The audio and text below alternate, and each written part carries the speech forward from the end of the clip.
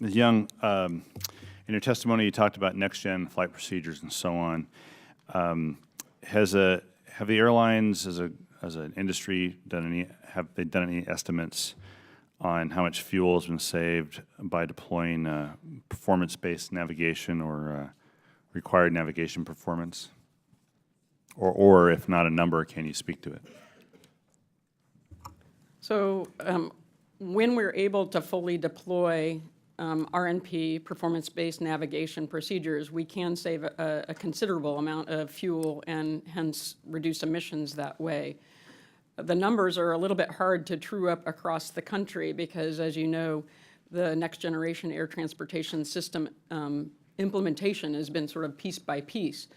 But as I note in my written testimony, I mean, there is around 12% estimated inefficiencies in the system that could be gained by full transition to PBN Next Gen, and we support doing that. Our members have been innovating in the different airspace areas using these procedures for some time, including Alaska Airlines that initially developed a number of the procedures way back when to address some of the challenges of flying in Alaska. So it's certainly something we want to continue to drive forward on, and that is why we're recommending that this committee continue to work closely with FAA to make sure that we modernize our airspace. Yeah. On the fleet updates to improve aircraft efficiency, you've worked with manufacturers to make that happen, and you mentioned a few changes to aircraft design, winglets. There's also new engines coming out. I have a question for you because in a couple of weeks we'll be looking at, on the aviation subcommittee, we'll be looking at the future of aviation, trying to look out 30 years or so. Do you, and I'm not asking you to predict what is going to happen, it's kind of hard to predict, but if you had a wish list, what would be the next thing for airlines and manufacturers to make flying more efficient so there's less fuel use and planes are using less fuel?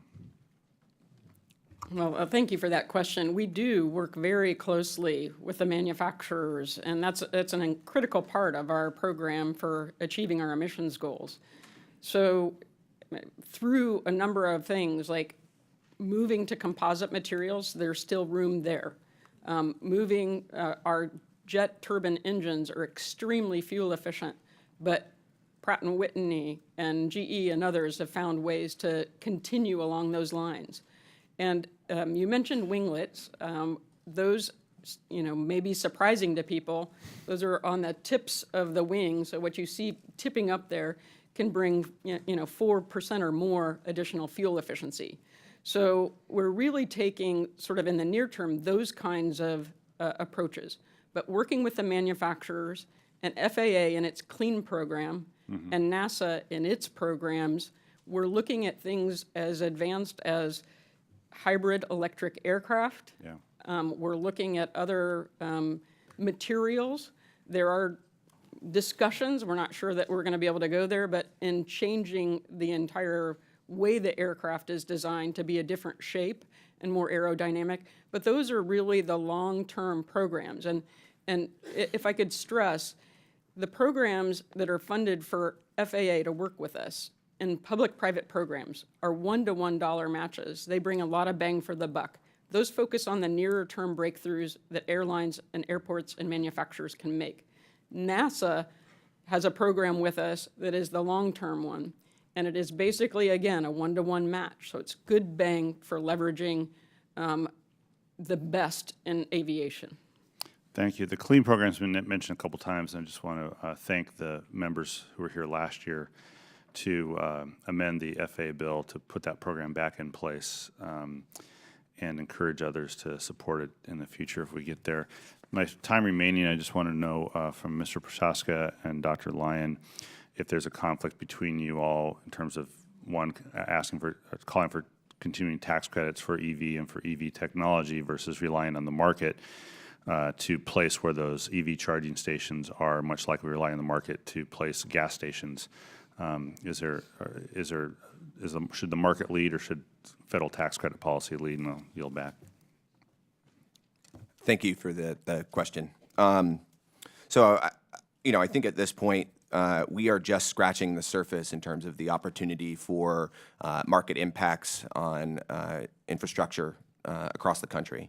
We're seeing huge investment from investor-owned utilities. We're seeing even oil companies that are buying infrastructure companies and starting to invest in them in significant ways. And I think that it's saying a lot about what that future might hold.